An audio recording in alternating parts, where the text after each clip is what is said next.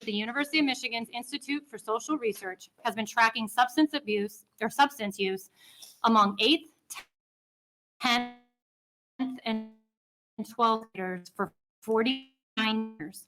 For 48 years, alcohol use was the #1 substance used by youth in these grade levels. The study added nicotine vaping in 2017. Guess what? By 2022, nicotine vaping had passed alcohol in the substance used by 8th graders and 10th graders. That's 5 years.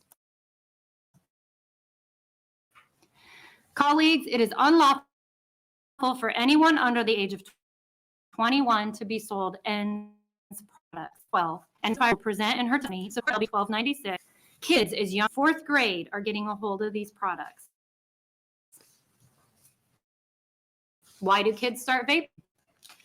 According to an article in the peer-reviewed International Independence, one of the reasons is the taste or flavor. According to this study, nearly 40% of kids tried vaping because of the taste or flavor. This is item 5 in your handout. I'd like to further point out that according to a study conducted by the University of Michigan's Institute for Social Research, which was published in the Journal of American Medical Association Pediatrics, 59.3% of the students reported using fruit flavor vapes, 26.9% used mint flavor, and 7.2% used menthol flavored. Only 2.9% used tobacco flavored vape. This is item 6. Please turn to item 7. You will note that vape exports to the United States has also the sale of all flavors of products except tobacco flavor within mainland China. So it's good enough for them to send to us, but not good enough for them to use at home. I find that extremely interesting. Item 8 shows that there is an entire industry dedicated to helping minors consume nicotine vaping products in secret. You can visit these websites and see these products for yourself. Typing the phrase stealth vaping in your search box will quickly lead you down a disturbing rabbit hole. As I've shared, LB 1296 will restrict the nicotine vaping products to those either approved by the FDA or under review by the FDA. LB 1296 will create a registry whereby producers of these products will register their products with the state of Nebraska through the tax commissioner. This registry will be used for enforcement and taxation purposes. LB 1296 will prohibit the online sales of these products, which, by the way, are already illegal to ship through the mail, but continue to be sent illegally through the U.S. Post Office. I've been asked the question of why we need to pass a law against these products if they are not legal at the federal level.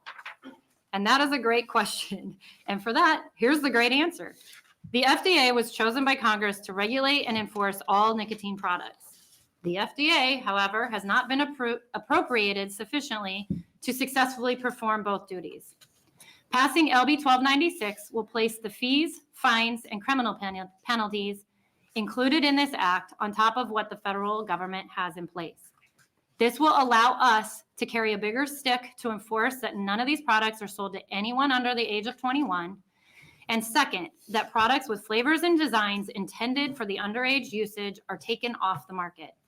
Those willing to play by the rules will be allowed to stay in business in Nebraska, and those who do not can be shut down. LB 1296 registry requires manufacturers of ENDS products that have either been approved or sought approval by the FDA to pay a $500 fee per each different product they're applying to sell in Nebraska. These funds will be used by the Department of Revenue for enforcement of the Tobacco Products Tax Act. Colleagues, thank you for your time and consideration of this important bill. We know that kids are getting these products, however it is occurring.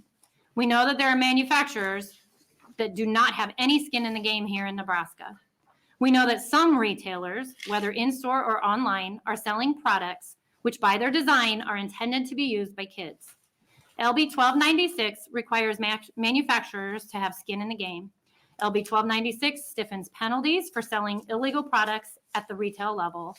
And LB 1296 makes online sales of these products illegal in Nebraska. I conclude my opening by thanking those who are directly involved in the business, whether they are manufacturers or retailers, and who agree that the status quo is unacceptable and are here in support of LB 1296. I am working on an amendment to LB 1296 that addresses some issues raised by retailers about the timing of the product registry and the reporting required by 1296. I am also willing to include in that amendment any legitimate concerns raised today at the hearing. I want to thank the Attorney General and his staff for all their work with me to craft LB 1296. Thank you, Senator Hughes. Are there any questions? So you've said illegal many times. Where are they acquiring these illegal products? Like kids? Yeah, like kids.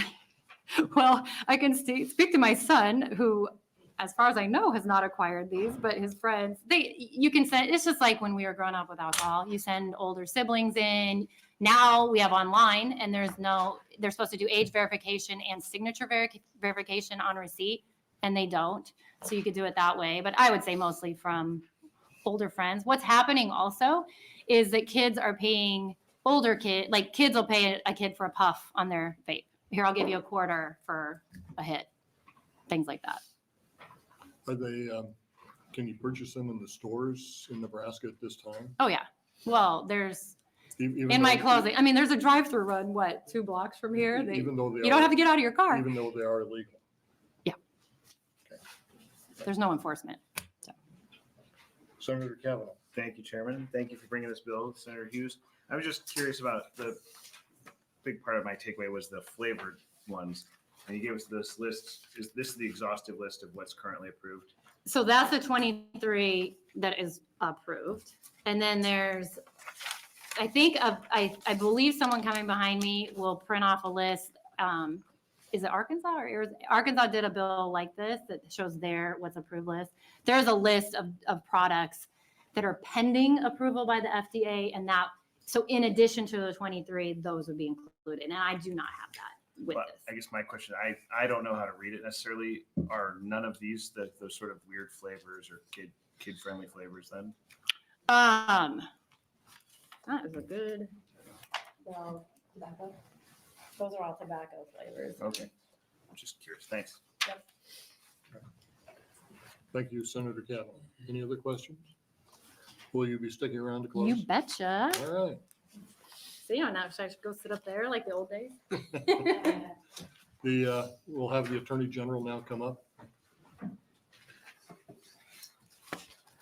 Welcome back to this great committee. Thank you, Chairman Lowe. I don't think I ever testified in front of this committee before. It's my first time. So, Chairman Lowe, members of the General Affairs Committee, particularly you, Senator John Kavanaugh, good afternoon. My name is Mike Hilgers, Mikehilgers. I currently serve as Attorney General in Nebraska, and I am here to testify in support of LB 1296. I'm grateful for Senator Hughes and her work bringing this bill and all the work that she did with our office putting it together. I want to give you just a little bit of context as to how I got to the point where this was on our radar. Because when I ran for office, certainly there were some vaping bills that came through the legislature, but vaping, tobacco products, things adjacent to this particular industry, this types of products were not maybe very high on my radar. When I was shortly after I was elected, I took office. I started a 93 county tour. My very first county that I went to is Colfax County. And when I asked them, what are the top issues that you are facing? The number one thing that they had was kids and vaping, and not just kids getting access to vape products, but kids getting access to vape products that were very low quality, that had all sorts of unknown chemicals that were causing sickness or addiction or things that maybe that were not good for them, but also were not good for grownups.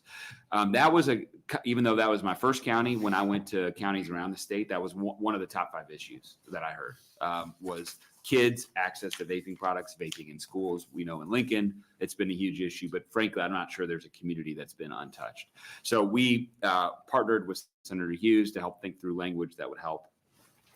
Not, as Senator Hughes said, not intended to put the industry out of business, but how do we draw a line to help ensure that we're trying to cut off the means of distribution to kids and also trying to ensure that we are keeping the products that are out there safe. So on the latter, the line that we chose was to follow the FDA. As Senator Hughes mentioned, there's been a number of applications that have been submitted. Many of, as I understand, have been rejected. There's still over 1,000 pending, and maybe 23 have been approved. seems like a sensible line, a logical line, a defensible line. Maybe that line should be adjusted. And I'm certainly open, I think, as Senator Hughes mentioned, to changing that line a little bit to allow safe products, maybe a little broader, but safe products to be provided to the public. So that's the first part. Now, the second part is the means by which kids in particular, but others are getting these products. A lot of that is through online. It's through counterfeit products. This gives my office, the Department of Revenue, through the licensing system and our enforcement abilities, the ability to actually hold stores accountable, and also help with common carriers. You'll notice in the bill there is some provision in there that allows us to at least work with common carriers to get this stuff from being delivered to children or others. But in particular, what has been motivating a lot of this conversation, the first instance, is to protect kids. So I will happy to answer any questions that the committee might have, but we encourage you to pass it to general file. And as Senator Hughes said, we're happy to work with her office and other members of the committee to address any of the concerns brought up by opponents. Thank you, Mr. Attorney General. Are there any questions? Senator Kavanaugh. Thank you, Chairman. Thanks for being here, Mr. Attorney General. Nice to see you. It's good to see you, Senator Kavanaugh. It's always a risk to subject yourself to questioning. Sure. So I just wanted to touch on a little bit about this. So there's the list of the 23, Mhm. and then there's this list of ones that are going through process. Correct. And my understanding of what both you and Senator Hughes said, that the ones that are going through process remain legal while they're pending application. Yeah, that's correct. That's correct. So if you look at page 8 of the bill, it's subsection B. That's why it's got kind of an odd date. These are the dates that are currently these are applications that can be sold. They have not been rejected yet, so they can be sold. Now, as I understand it, Senator Kavanaugh, a large percentage of the applications that have been submitted to the FBA have been rejected. So very well might be that when that process is over, that they will also be rejected, at which point they would not be able to be sold. Okay, so that was kind of my next follow-up question is, well, I guess it's two parts. One is, it seems to me like when we pass a bill, it is static, right? So it is, this is the list at the time we pass the bill, that's the list. And then if something changes, we are incumbent upon us to go back and amend what the list is. Does that seem normal to you or right? Well, I can't think of a specific historical analog where we've done it in a more dynamic way, to use your phrasing. An initial version of this bill, Senator Kavanaugh, did not have this additional language. However, if you don't include all the applications, one, there could be some due process concerns, but also then you're only left with 23. That to me at least seemed like a pretty dramatic restriction to not allow those applications to go through. You could approach it in multiple other ways, and I'm open to, at least I am. I don't speak for Senator Hughes, of course. You could have, there's some challenges with this FDA approval registry in the first instance in terms of knowing who's on it. You could have more registry here in Nebraska, maybe do it slightly differently, but this is sort of the best way that we knew how to really match up with the FDA. And I think it's a good line to draw. We could maybe have a better line though. Okay. And then my other question that you maybe hinted around, is it, and correct me if I'm wrong, so it's page 8, line 21, evidence that so I think this is where evidence where the pre-market tobacco product application was submitted and either remains under review or final decision on the application has not otherwise taken effect as described in 1B. So is that 1B reference that it has to be approved, or is there a reading of this where it says has to be under review and then once it's final, it's still would be if you get rejected? I guess, is there a presumption that it is rejected? So if you go to lines 11 through 13, Okay. you'll see, and the application, you'll see the sort of, the language is married. So it's, and the application either remains under review, similar language as you pointed out. So if it goes through, I think the concern is if it's under review, let's say it gets denied, you might have an appellate right. And so I think it makes sense. The reason why the final decision's in there is to allow that appellate right to that appellate process to move forward. If a final decision and it's approved, then I think you're under subsection A. Okay. If you get a final decision and it's not approved, and that might be, could be denial, but it also could be, well, we have a final decision and we're just not, we haven't approved it, but who knows what the FDA might do.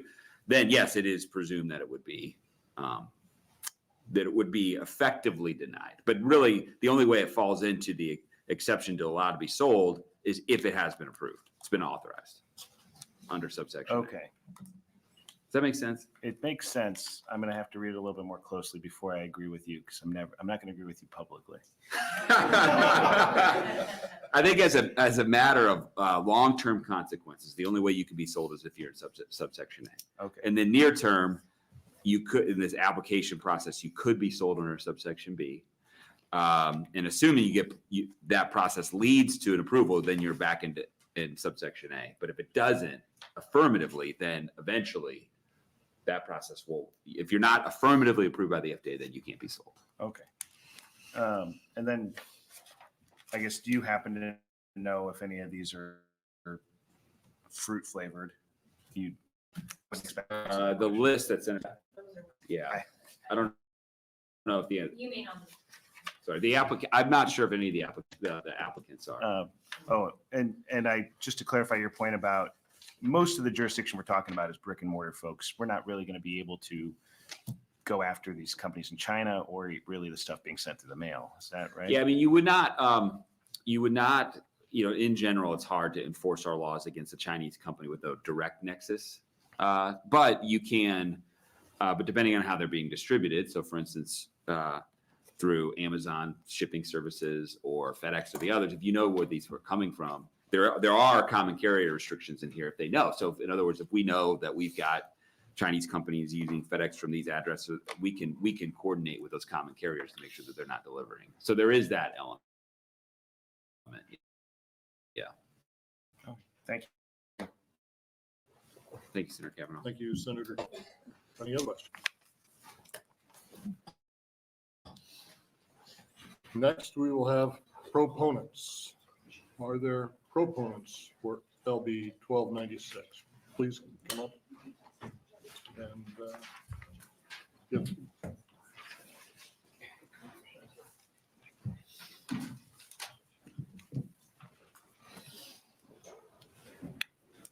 All right, welcome.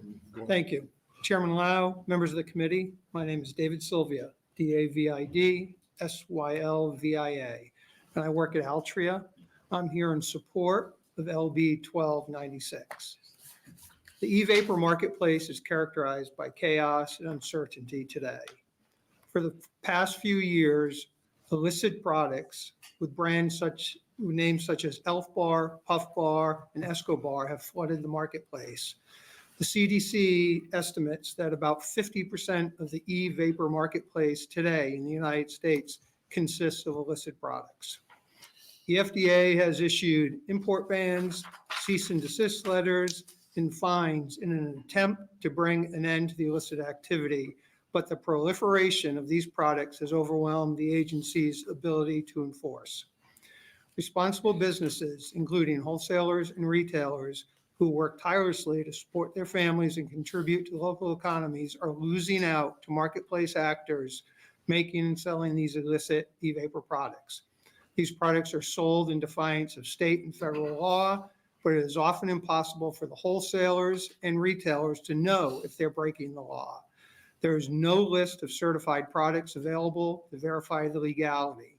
This information gap exposes businesses to the risk of enforcement actions by federal agencies, oftentimes leading to significant fines. Now, that is in sharp contrast to the rest of the tobacco market, where Nebraska keeps an up-to-date directory of certified products that can be legally sold in the state. A publicly available directory, like the existing tobacco directory, is a simple solution to this growing problem. Manufacturers must register with the state and certify that their products are compliant with federal law. The establishment of a state directory for e-vapor products will bring much needed order and transparency to this marketplace. Several states, including Alabama, Louisiana, Oklahoma, and Wisconsin, have already passed laws requiring these types of directories. These directories provide a reliable resource for wholesalers and retailers to verify whether the products that they carry are certified to be sold. Additionally, they empower state agencies to enforce regulations effectively, ensuring that our communities are protected from illegal products. So in conclusion, By implementing a state directory, we can help ensure that only certified products are legally available and only to adult consumers. LB 1296 will help us foster a regulated e-vapor marketplace and the flood of illicit products and help to limit youth access. I'm happy to answer any questions you may have. Thank you, Mr. Sylvia. And are there any questions? Senator Kavanaugh. Thank you, Chairman. Thanks for being here, Mr. Sylvia. Have you seen this list of the approved I products? have, yes. Which ones are Altria ones? I guess I don't know. Altria owns Enjoy. Enjoy.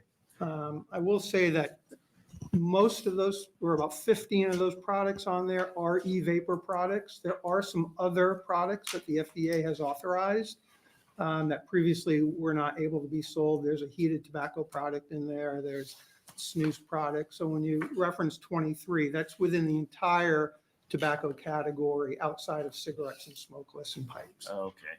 So do you know of these, any of these, are they all, are any of them fruit flavored or? Yeah, of the vapor products that the FDA has authorized, they're all tobacco flavored.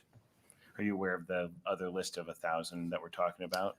There are, one of the difficulties is that the applications in front of the FDA, they say they cannot say what applications are pending.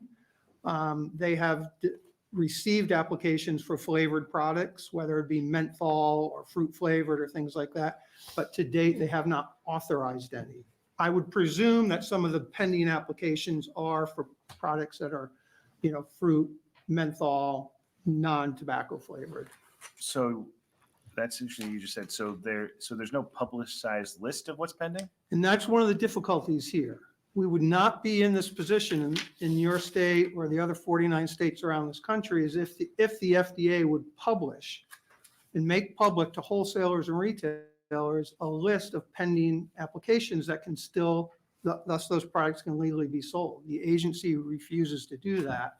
So it's up to the state of Nebraska to put this list together so that wholesalers and retailers know what products they can legally sell.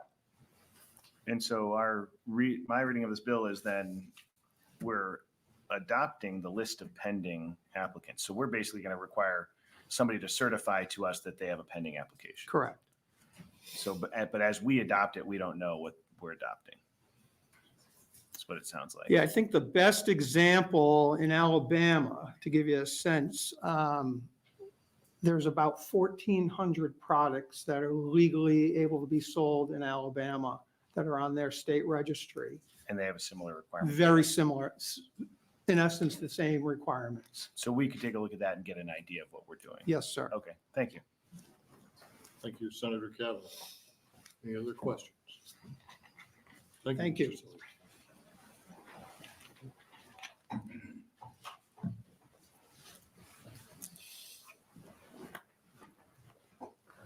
Good afternoon, everyone. Afternoon. My name is Anthony, Anthony Carruthers, Carothers.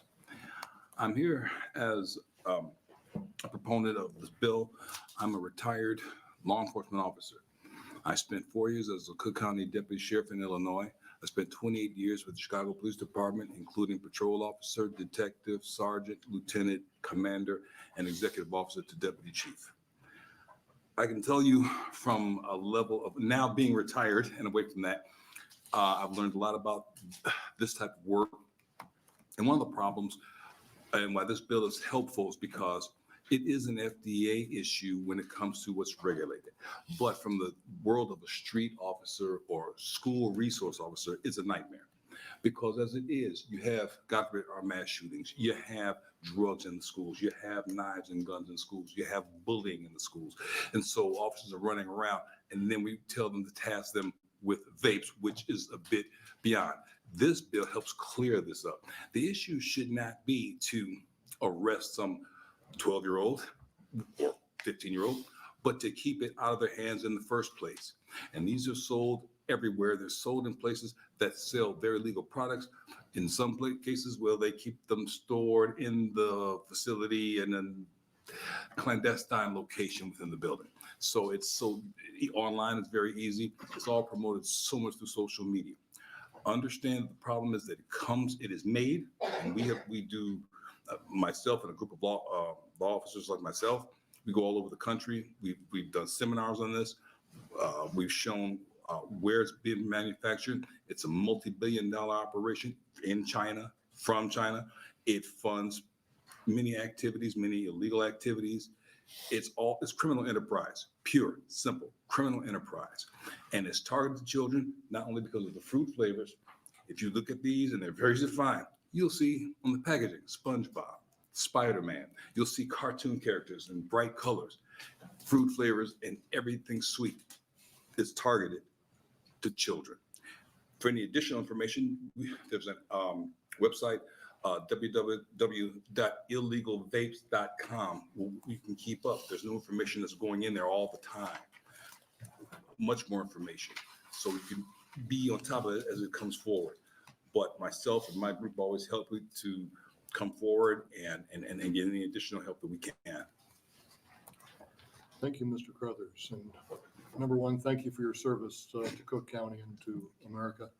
Are there any questions? Is, in the other states that have gotten this bill passed or something very similar to that, is it easy to tell the difference between the illegal drugs or the illegal vaping and the legal vaping?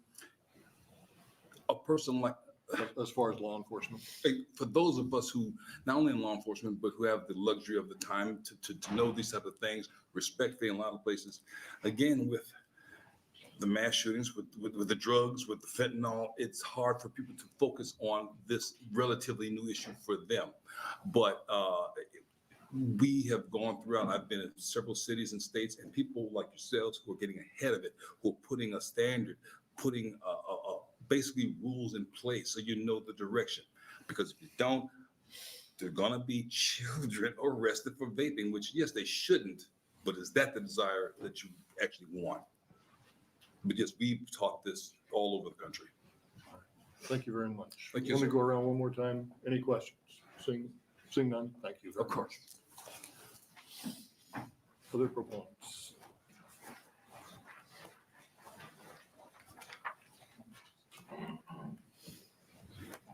Chairman Lowe, members of the committee, my name is Rich Otto, Richotto, and I'm here testifying on behalf of the Nebraska Grocery Industry Association, testifying in support of LB 1296. Senator Hughes' bill to establish a state-level directory to specify which vapor products are permitted and sold in Nebraska is needed. Similar to other tobacco products, our retail and wholesale members are in lockstep with us on with our credible tobacco manufacturers who support a mechanism for the state to ban the sale of products which are not FDA authorized. This is a good faith effort to reduce the spread of illicit and in some cases dangerous products, which is the primary goal for distributors and grocers, sellers of these products. Support Senator Hughes' amendment more clearly outline compliance timelines, and we appreciate the senator and the rest of the industry working with us for those concerns. She mentioned it in her opening that amendment would come forward.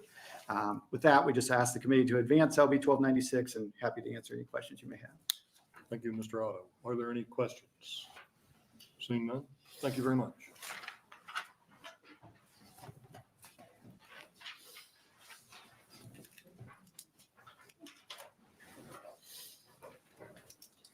Good afternoon, Senator Lowe, General Affairs Committee. Thank you for the opportunity to speak with you today.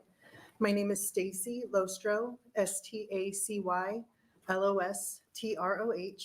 and I'm here today on behalf of Whitehead Oil Company and the Nebraska Petroleum Marketers Association to urge you to support LB 1296.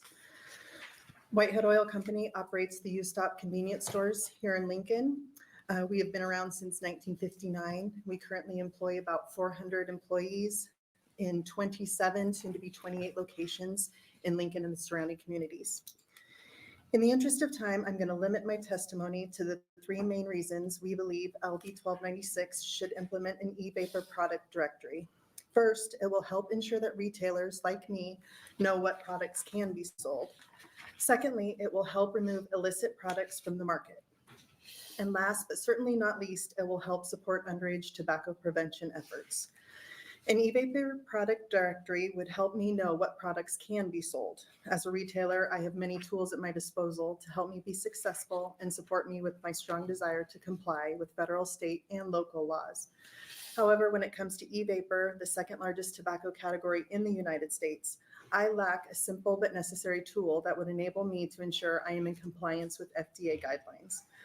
I lack a list of which e-vapor products are authorized to be sold. I am here today to implore you to require e-vapor manufacturers to create such a list by registering with the state and certifying that their products comply with federal regulation. Creating such a list would help remove illicit products from the market. The U.S. has been flooded in recent years with e-vapor products that are in flagrant violation of federal law.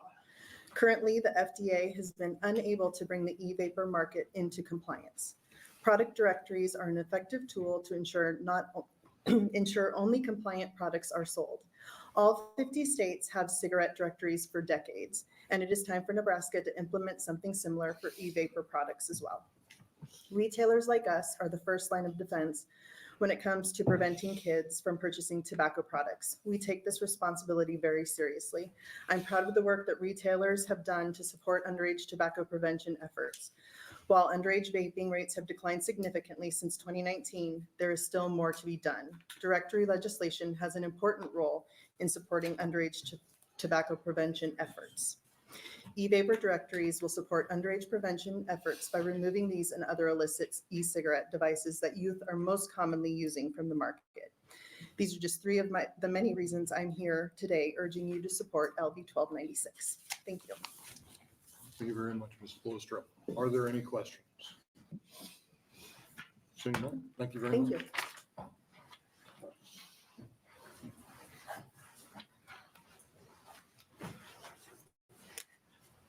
Hello, Chair and members. My name is Kathy Gunlock. It's KathyGunlock. And I am here today on behalf of Cormark to urge you to support LB 1296, the product directory in Nebraska. Cormark has sales offices in Omaha and cross docks in Omaha and Grand Island, employs over 60 Nebraskans, and distributes nearly 10,000 products to more than 400 retail locations in the state of Nebraska. Although vape and e-cigarettes have been shown to be less harmful than traditional combustible cigarettes, consumers continue to face unnecessary risks due to the confusing landscape of the approval process. In addition, the complexities and lack of enforcement has created a competitive disadvantage for law-abiding corporate citizens by allowing the demand to funnel into non-compliant products serviced by small distributors who lack the resources to validate legality. Currently, many vapor and alternative products in the Nebraska market are in violation of FDA law.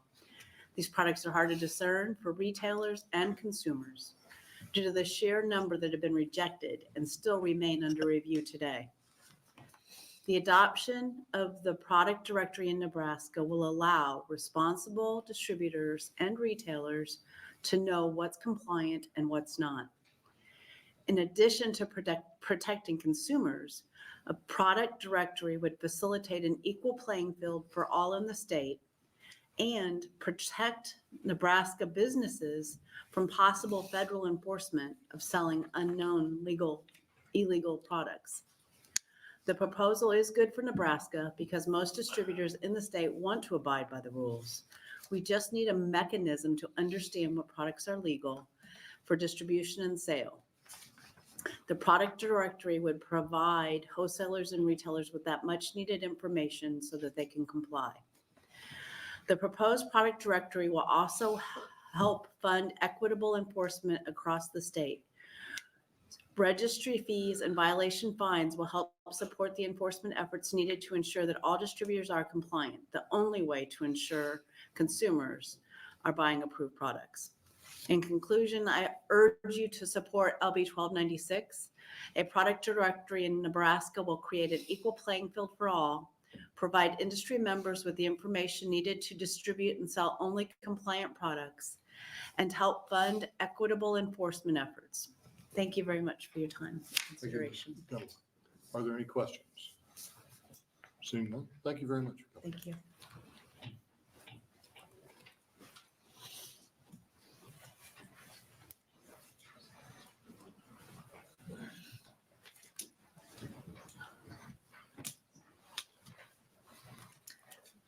Go ahead. Good afternoon. My name is Catherine Berger, Kathryn Burger, and I am the pre-K 5 elementary principal in York, Nebraska. I'm here today representing York Public Schools, and we are proponents of LB 1296 due to the restrictions that it places on vape devices. I have the unique experience of working in both a high school and elementary setting. As a high school teacher, vapes were a topic of concern quite frequently. We talked about them frequently as a staff, and we know that our students had a lot of peer pressure to join what others were doing with vape devices. At the elementary level, I was very disappointed when vapes became a topic of concern in our building on 2 separate occasions last school year. So my experience with vapes is limited, but from the 2 experiences I will share with you, I feel strongly that taking steps to restrict devices will help protect children. Several elementary schools have experienced vape devices in their buildings, and York Elementary Schools, unfortunately, one of them. Our instances did occur last year. So our first instance was a more traditional instance, I would call it. The vape device was a student's parents' vape device that they took from them without their parents' permission. It was on a school bus. It was passed around the school bus, and it landed at York Elementary School. The student who had the vape had no idea what the contents of the vape were and did not understand any potential dangers. This vape was a more traditional looking vape. When our staff saw the device, they understood what it was. And students were just simply fascinated by something that they weren't supposed to have, and they had to sneak around the school building. Our second incident was more frightening to me. This incident included a vape being brought to school, and this one looked like a toy. So that was the picture that was handed out to you. Our staff commented that it looked like something that belonged in a McDonald's Happy Meal. It was orange, it was bright, it was fun. It was a silicone, so it was kind of fun to play with as well. Again, students had no idea what the contents of the vape were. The student that brought the vape to school said that they acquired it from an older sibling. This incident had several more students involved, and this was the scary part. It looked fun, so more students wanted to be a part of it. So we had to talk to a lot more students about the dangers that could be in there. In both of these situations, students just simply did not understand the dangers or consequences of having a vape. And while neither vape had anything dangerous or like a THC project, and they were nicotine, they were the fruity contents that we've been talking about today. Kids will be attracted to items that are dangerous, and this is nothing new. And as I watch parents struggle to keep their kids as long as possible, I hate that something like a vape has become something that we would find in a Happy Meal. Even if we're not directly marketing these to children, they will find them and they will be attracted to them. So I urge you to move forward with LB 1296. Thank you, Ms. Berger. Are there any questions? Senator Kavanaugh. Thank you, Chairman. Thanks for being here, Ms. Berger. How big was this? I would say like this. It would fit in your hand. It'd be About the size it looks in the picture? Yes. Okay. Yep. Mhm. Yeah, that's pretty scary. Can I ask what grade was the kid that brought it? The kid that brought it to school was a 3rd grader, should be 9 years old, and then found some 4th graders at recess. I have a 4th grader and a 3rd grader and a 2nd grader, so It's terrifying. yeah, thank you. Thank you, Senator Kavanaugh. Any other questions? What happened to our committee? Any other questions? I'm here. Okay. Thank you very much. Thank Mr. you. Berger.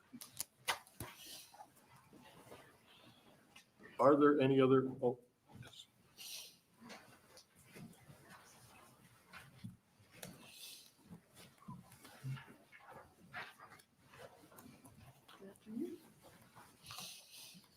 Nicole Fox, NICOLEFOX, representing the Platt Institute. Electronic nicotine delivery systems, also known as e-vapor products, are part of a highly regulated industry. We want consumers to have choices in what they consume, especially the choice to switch to a less harmful nicotine product. In 2020, the FDA issued guidance banning any flavors other than tobacco and menthol for cartridge-based products. They exempted single-use disposable e-vapor products from this flavor regulation. Shortly thereafter, foreign manufacturers took advantage of this exclusion, introducing thousands of new products. These illicit products have made their way into the United States, and they are displayed on shelves right next to legal ones. There's no mechanism for the consumer, the retailer, or the wholesaler to know the difference, and these illicit products appear legitimate. As of 2022, these products made up over 50% of the marketplace, and this percentage is likely growing. Many of these products are being purchased by those who are underage. All 50 states require any cigarette product available for sale in a state to be listed in a public directory enforced by the state. At a time when flavored e-vapor products are widely being used by those who are underage, why not have the same standard? Like prescription and over-the-counter medications, foreign e-vapor products should not be exported for sale in the U.S. when they have not been formulated and manufactured without FDA oversight. LB 1296 would prohibit the sale of electronic nicotine delivery systems in Nebraska if they have not received approval or have not applied for such approval by the FDA. It would also prohibit their online sale and create a directory for manufacturers of these products. This bill is needed because the FDA has not publicly released a list of products currently under their review that are allowed to remain on the market despite requests from domestic manufacturers, distributors, and retailers for them to do so. 3 states have passed similar legislation: Alabama, Louisiana, and Oklahoma, and 11 states have introduced legislation so far in 2024, including our neighbors Iowa, Missouri, and South Dakota. Without LB 1296, consumers risk negative health consequences from using non-FDA compliant products. E-vapor products serve as an alternative to those who are trying to stop smoking, and these products cannot succeed unless we protect the integrity of the market. Without LB 1296, the availability of illicit products for underage use will continue to increase.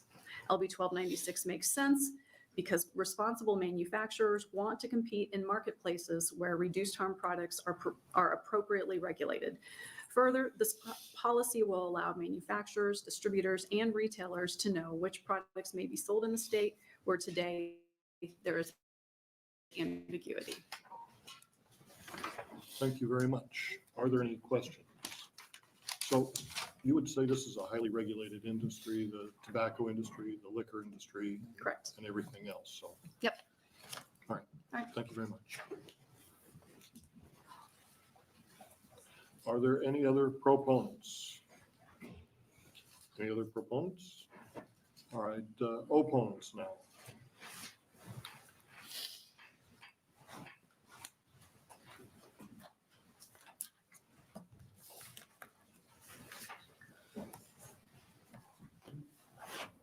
And if the opponents would move up so we kind of have an idea how many of you there are. Good afternoon, Chairman Lowe and members of the General Affairs Committee. My name is Sarah Linden, SarahLinden, and I am the president of Nebraska Vape Vendors Association and owner of Generation V with 15 vape shops in Nebraska. I was born and raised in Nebraska, graduated from UNL, and returned to Nebraska to start my business here. This bill will destroy my business.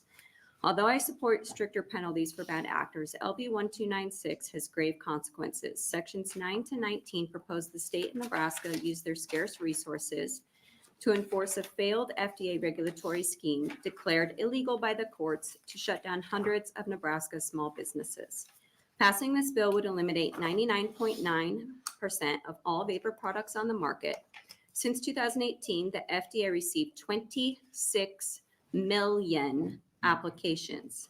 The FDA only approved 23 products from 3 brands, all tobacco flavored products produced by Big Tobacco and manufactured in China.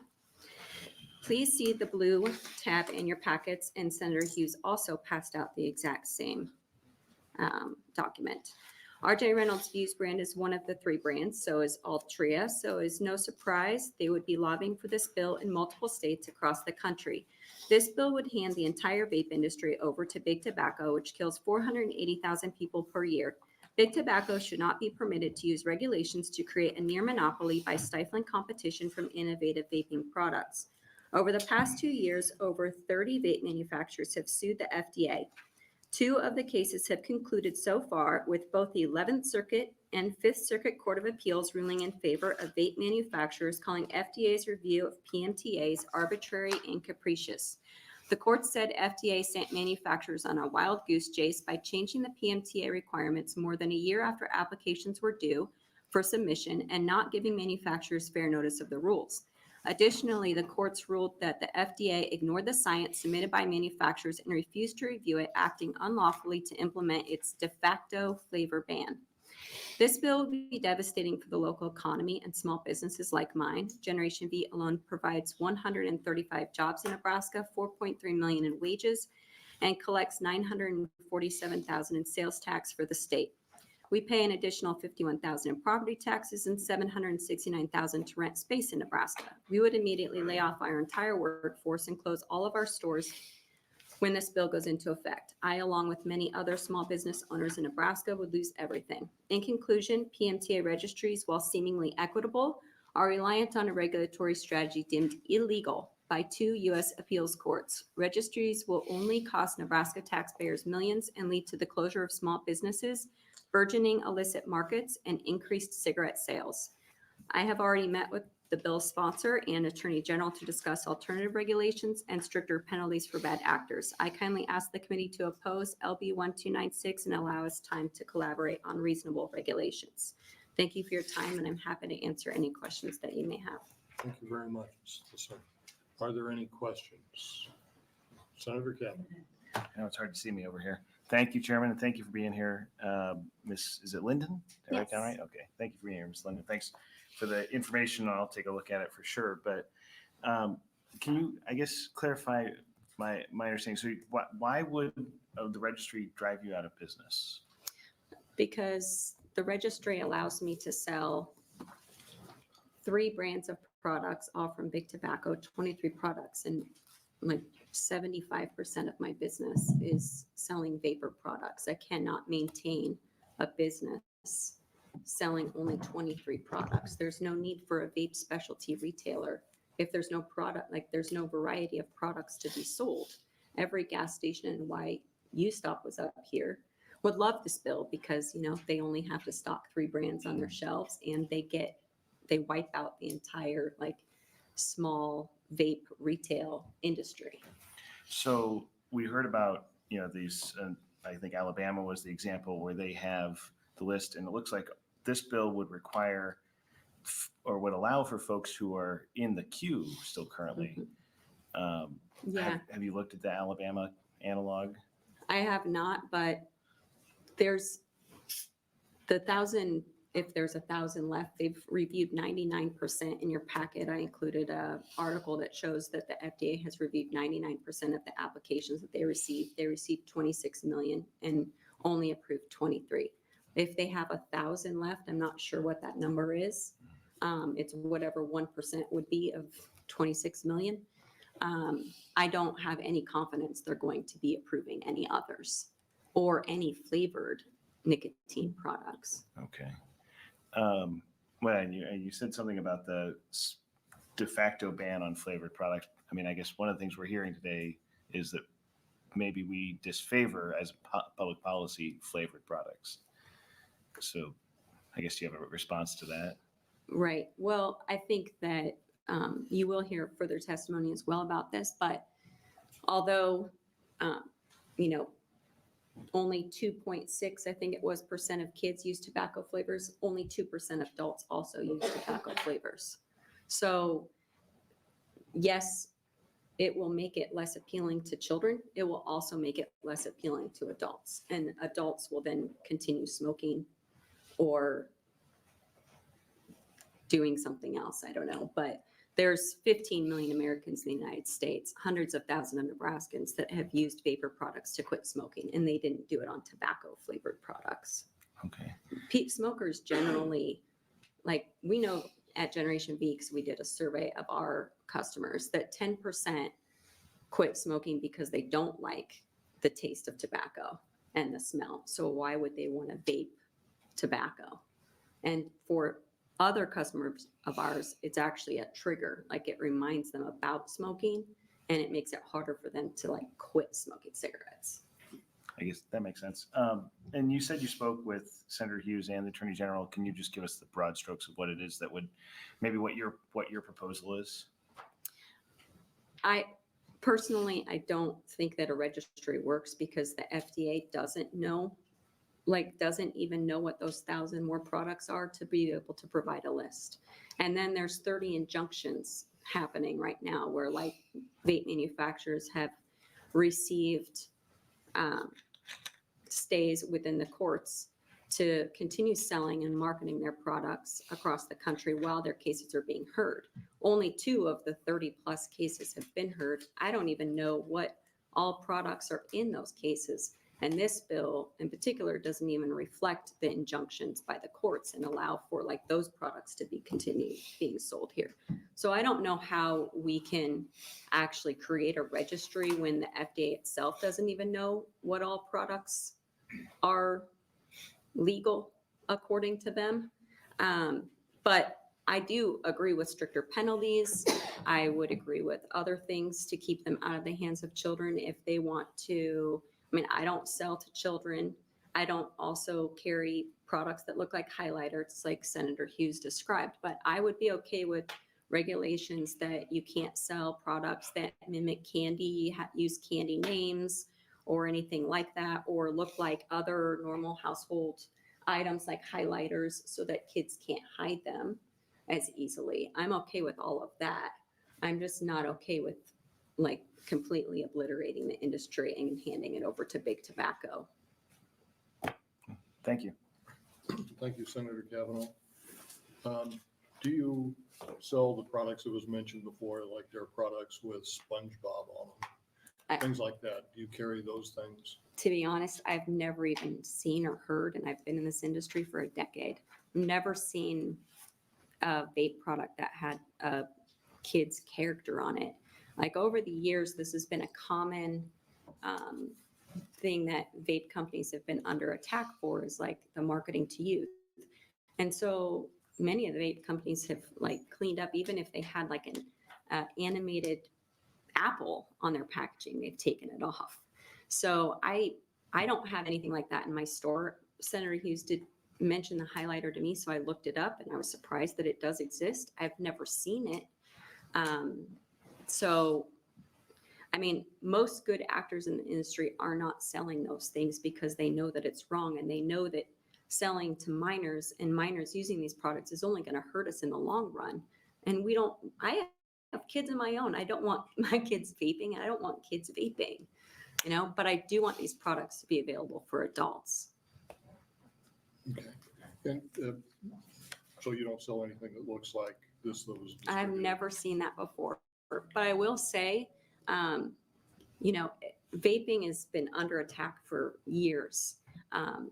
I went to the convenience store with my daughter the other day, and there was this little display on the counter that had emoji with smiley faces and stuff, and it was vodka. And my daughter asked me for an emoji vodka. So this is not the only industry where that is happening. It is the only one that's under attack and has been for the last decade. No, we're also taking a look at those little vodka bottles too. Okay, good. But I do disagree with that. I would just never, as a responsible retailer, I would never carry that. And the vendors that I use that are responsible vendors, they don't sell that. So I'm not sure where that particular thing is coming from. And do you sell other products to help people get off cigarettes, nicotine gum, or things like that? I do not. Or just vaping? Mm-hmm. Okay. All right. Thank you very much. Yep, no problem. Thank you.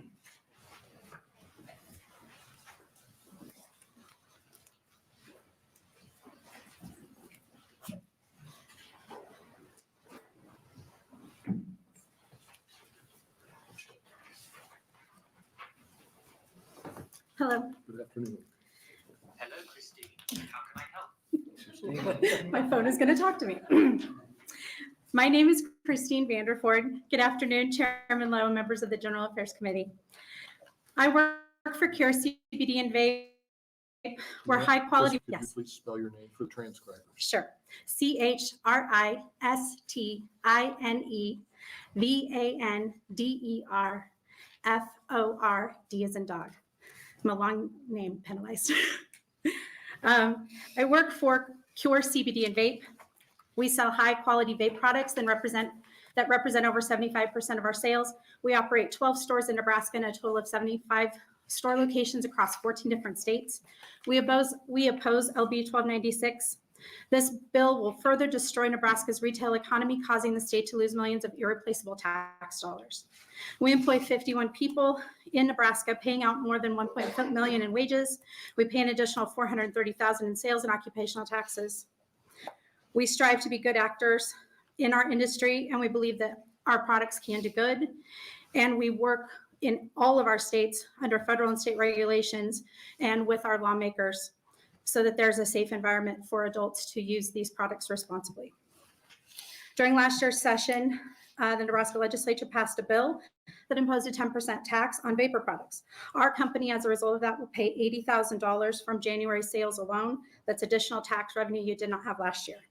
If LB 1299, which is a bill you have in front of you this year potentially, is passed and introduced into session after this session, and this bill would fail, our tax would double. And in that same month, we would provide $160,000 of additional tax dollars to the state of Nebraska on a monthly basis, let alone take that times 12 over the course of a year. The legislature, we hope you will decide, do you want to gather more tax dollars by passing something like LB 1299, raising excise tax to 20%, or do you want to create a larger burden by banning 99% of the products that are sold and wiping out an entire industry in our state? An impact study that I've passed out to all of you, John Dunham and Associates in 2021 showed that the vape industry provides $175 million in our state's economy, providing 1,200 jobs and $53 million in wages to Nebraskans, generating $14 million in state and local taxes for the state. Again, that was 2021. So think about what would happen today, offsetting it by 20% with your LB 1299 proposed. Taking the good actors out of the industry, we will not deter the bad actors. We experienced this firsthand in other states like Illinois. We closed 6 retail locations there. We saw our competitors ignore the laws, and they started selling out of their trunks without no taxes, no employees, and no expertise to ensure proper care or age verification. One of the individuals bragged to us about selling $8,000 worth of products to minors in just 1 week. When the trunk is open and there's a free-for-all that becomes the norm, a ban of flavors results in a booming black market, boosting online sales, which this bill does not ban, and the social media hype will continue. The illicit market provides even more access to minors, further undermining the legitimate tax-paying businesses like us who pay taxes. Consumers turn to nearby states or online stores to purchase these products, and over 80% of Nebraskans live within 1 hour's drive from one of our many borders, which these products would still be illegal. Christine, can you kind of wrap it up? Okay. So we're weary from being punished, and we ask that the committee oppose LB 1296. There you, Christine. Let me open it up. Are there any questions from the committee? The single man committee? Okay. Are there any other proponents or opponents? I'm sorry, we're on open. Where's the committee? They're all recorded. It's all recorded.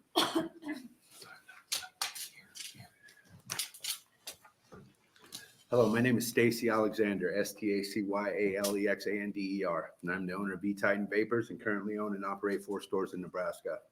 Passing LB 1296 would ban 99% of flavored vapor products, including menthol. Menthol cigarettes are legal and approved by the FDA, even though smoking remains the leading cause of preventable death with 480,000 deaths a year. That's 1,315 Americans who die every day. In contrast, 0 deaths have been attributed to nicotine vapor products in the 20 years that they have been on the market. Again, to reiterate, in the past 20 years, 9.6 million Americans have died from smoking traditional cigarettes during the same time frame. A study performed by the Royal College of Physicians in 2016 concluded that vaping is at least 95% safer than analog cigarettes. Banning flavored vaping products will be damaging to adults trying to quit and public health overall. The only products which would be legal under this bill are tobacco-flavored products. Only 14% of adults who made the switch from smoking to vaping did so with tobacco-flavored products, and only 4.6% of adults continue to use those products after initiation. Most smokers do not like the taste or smell of cigarettes and therefore do not want to vape tobacco products. A national study conducted by J.C. Chin in April 2018 found that smokers who use vapor products with one or more non-tobacco, non-menthol flavors were significantly more likely to have reduced or quit smoking over time. The FDA has acknowledged that e-cigarettes need to stay on the market to help smokers quit. The statement published in the New England Journal of Medicine, which showed that e-cigarettes are nearly twice as effective at helping smokers quit than traditional cessation products, including nicotine gum, patches, lozenges, and pharmaceuticals all combined. That's all of those combined. I agree that restricting access to minors is of the most importance. Raising the minimum age to purchase vapor products has led to a 60% decrease in youth vaping since 2019, down to pre-2014 levels. The 2023 National Tobacco Survey shows that only 10% of high school students are vaping at least once a month, and only 3.5% are vaping with any frequency at all. Other solutions should be considered to reduce underage use. In 2019, former commissioner of the FDA, Scott Gottlieb, posed a solution limiting the sale of e-cigarettes to adult-only stores, and they were found to be much less likely to sell to minors based on their attempts to perform sting operations conducted throughout the nations. C-stores, on the other hand, were the #1 proliferator of selling vapes to minors. This solution will restrict access or attractiveness to minors while maintaining access to the life-saving products of adults. I've also submitted some supplemental information in the packet provided for senators present here today, showing that over 26 million vaping products were submitted to the FDA for approval and at the PMTA process, and only 23 of them were approved. I'm bringing this up to point and highlight the fact that the only e-cigarettes that are currently have FDA approval are all owned by Big Tobacco. In Sure. fact, I'll ask you to wrap it up. I will tighten it up. In fact, as recently as June of 2023, Altria, the world's largest cigarette manufacturer, just purchased iJoy, an e-cigarette company. This acquisition is now pressuring legislators to pass laws that would only benefit them. That's the same companies who have FDA approval for cigarettes, arguably one of the biggest public health concerns now monopolizing the e-cigarette industry. I would be happy to answer any questions. Are there any questions from the committee? Thank you very much, sir. Thank you very much. Next opponent.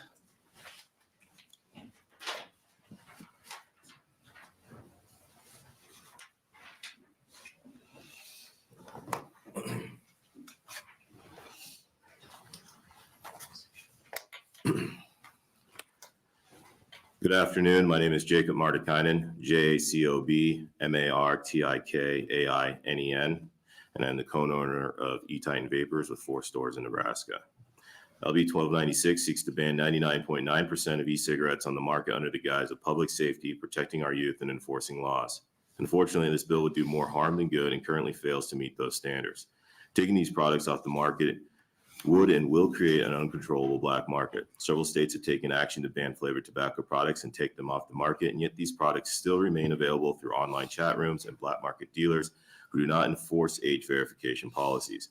As well as a simple Google search on where to get flavored e-cigarettes in any of the banned states will quickly reply with chat rooms that have access to these products and websites that clearly state they have the flavored products your state won't allow and will ship to you. The public health risk is not the threat the media and proponents of the bill would have you believe. There are 0 e-cigarette deaths. Vaping has been out since 2003 and marketed since 2008. In the last year, there are 480,000 smoking-related deaths. To date, in the last 21 years, there have been 0 e-cigarette deaths. The FDA's website itself says that vaping is safer than smoking traditional cigarettes.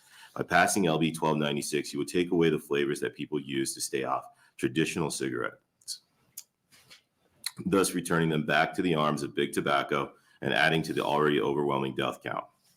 Protecting our youth has always been at the forefront of our industry, In recent years, the nation went to a 21 and over policy. Because of this, youth vaping has decreased dramatically. Age gating these products has shown to be a successful tactic that allows the legitimate consumer continued access to their products. Banning flavors outright would not solve the issue. It would just punish the good citizens who rely on these products.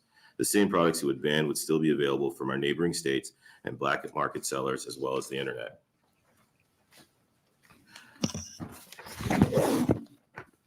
LB 1296 is premature in nature. It is trying to battle a problem that is being mitigated and fixed as we speak. Regulating the marketing and accessibility of e-cigarettes would be a far better choice.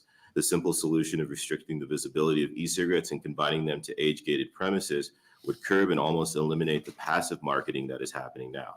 Many in the industry as well as consumers are very open to this.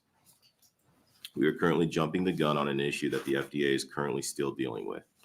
Thank you. Thank you for your testimony. Is there any questions from the committee? Thank you very much. Next opponent.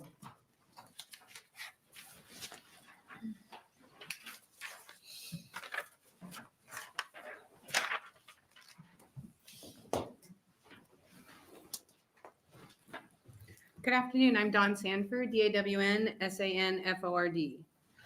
I have no stake in the game other than my life.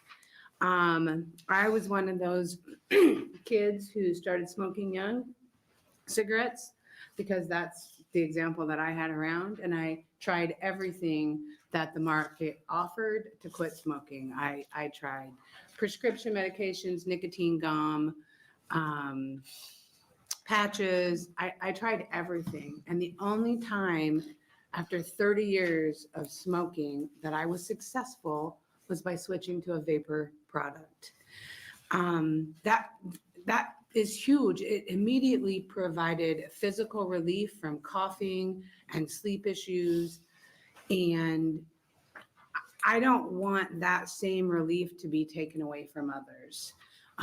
I applaud the efforts to protect our children. And I think everybody who has spoken here wants that for our children. And I think they're following all the legislation that's proposed that's reasonable and rational.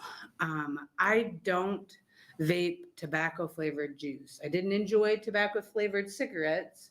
I enjoyed the nicotine component. And if that's what you put back out there and I'm going to have to just go back to tobacco, I'm just going to go back to cigarettes. Not if I can help it. That's not my intent. But I just think that there's other ways to get the same end result. And a number of suggestions have been made. I think until the FDA figures out how it can manage this, I don't think you can enact legislation that is based on a broken system.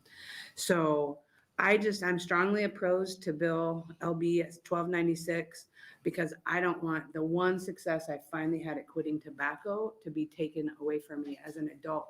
And I do get ID'd at the stores, even though, I mean, at my age, I'm excited about that. Thank you. Thank you for your testimony. Is there any questions from the committee? Yes, sir. Senator Kavanaugh. Thank you, Vice Chair. Vice Chair. And thank you for being here, Ms. Sanford. Is there such a thing as like no flavor? Well, I think isn't that like a humidifier or something? I prefer the fruit flavored juices. And if it had, and it's not packaged, I use a big old tank thing that is not attractive or appealing to children.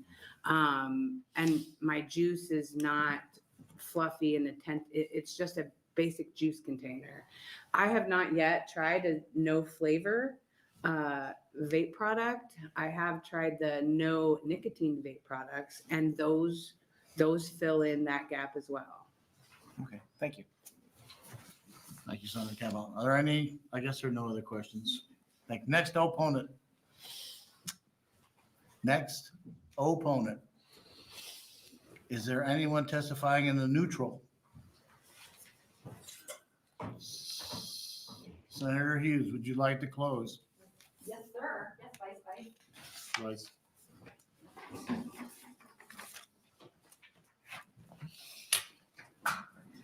All right, members, two lone members of the community.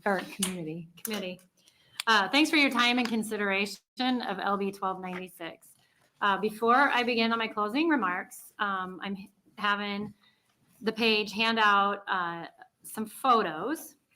And these are pictures of two products that were purchased by an adult at the drive-in vape store just today, north of the Capitol.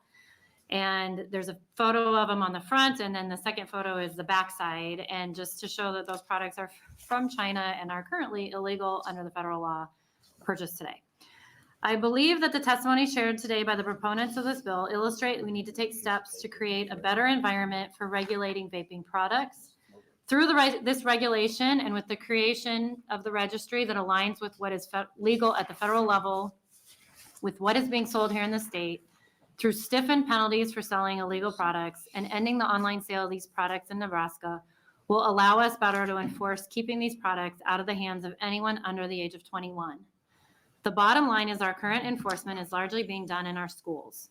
Whether it's installing vape detectors in high schools, LPS just spent $200,000 on this, which, by the way, adds to the burden of our property taxes. Or whether it is in our elementary schools, this should not be our first line of defense. There are retailers who are doing the right thing. However, there are many who simply put profit over people. And we need to level the playing field for the good actors. We need to protect kids. We need to ensure the safety of the adults who use these products and instill trust in the products that they are using, that they are legal and not something created in some fly-by-night factory overseas. We need to advance LB 1296 so that discussion can continue and we can make this industry less of the wild, wild west and more accountable. Thank you for your time and consideration, and I welcome any questions. Any questions, Senator Kavanaugh?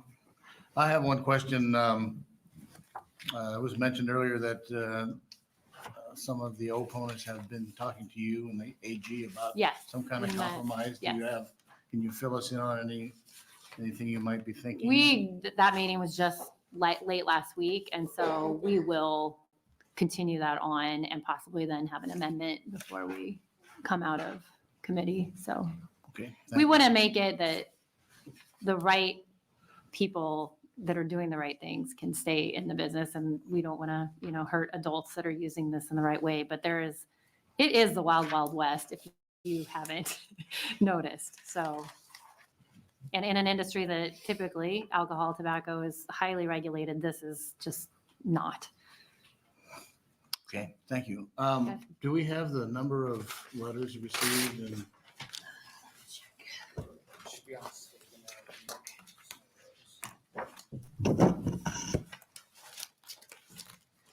Yes, there were 7 proponents and 6 opponents online. Thank you. Then that closes All right. the hearing on LB 1296. Thank you you. very much. Now you can come and assume chairmanship. No, his bill. Everything's all moving around. Do I need to sit there or just do it here? Here, I sit there? catch. No, don't throw that. Oh, yeah, well, I sit in Brewers. Apparently, I think I've Senator Brewer. Trying to knock me out, Paul. Pass the gavel. All right. I can't see anything. All right. Thank you, Senator Kavanaugh. Are we ready for LB 1204? Yes. Let's go. Thank you, Vice Chair Hughes and members of the General Affairs Committee. My name is Senator John Kavanaugh, John Cavanaughh, and I represent the 9th Legislative District of Midtown Omaha. I'm here to introduce LB 1204, which defines rick house under the Nebraska Liquor Control Act and allows holders of a micro distillery or manufacturer license to operate a rick house. I brought this bill as a way to help Nebraska distilleries. To put it briefly, and those behind me will be able to go into more detail on the subject, but this simply allows for barrels of distilled spirits to be stored in a separate facility for the purpose of aging, provided they meet certain requirements under federal law. Receive authorization from the Liquor Control Commission and notify the commission of the location of the rick house as prescribed by the commission.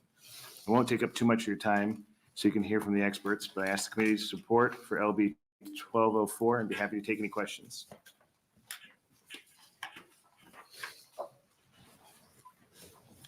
Good, all right.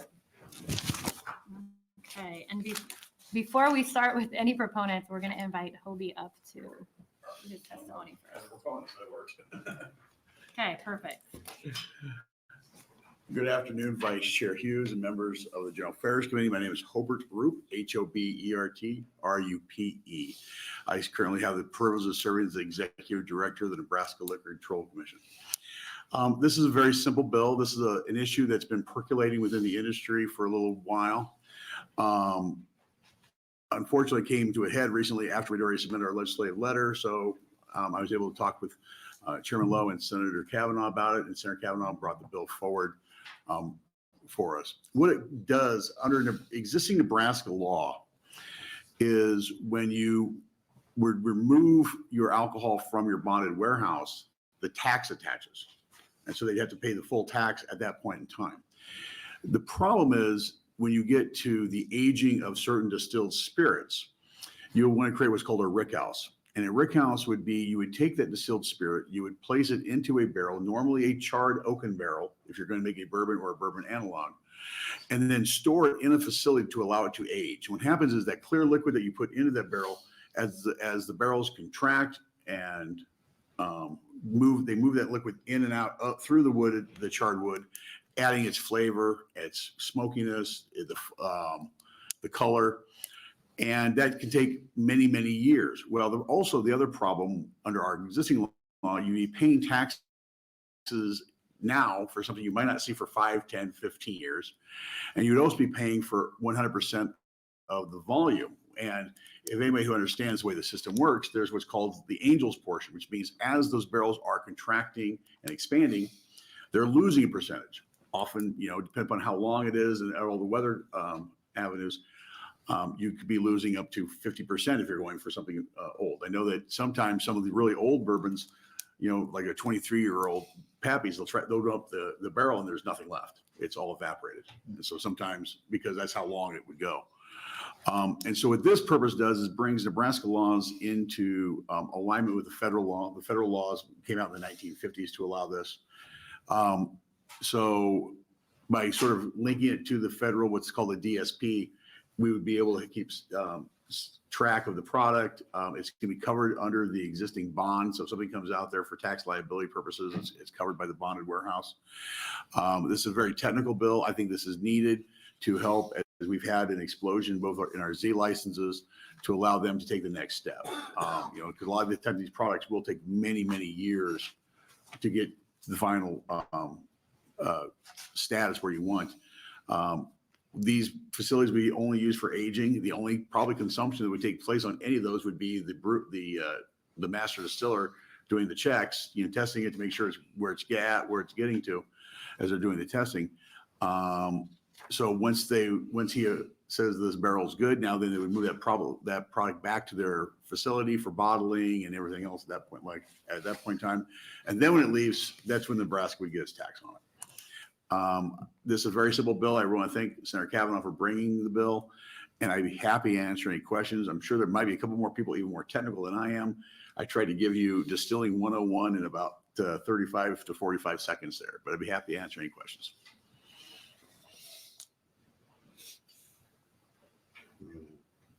Oh, God. That's so sorry. It's all right.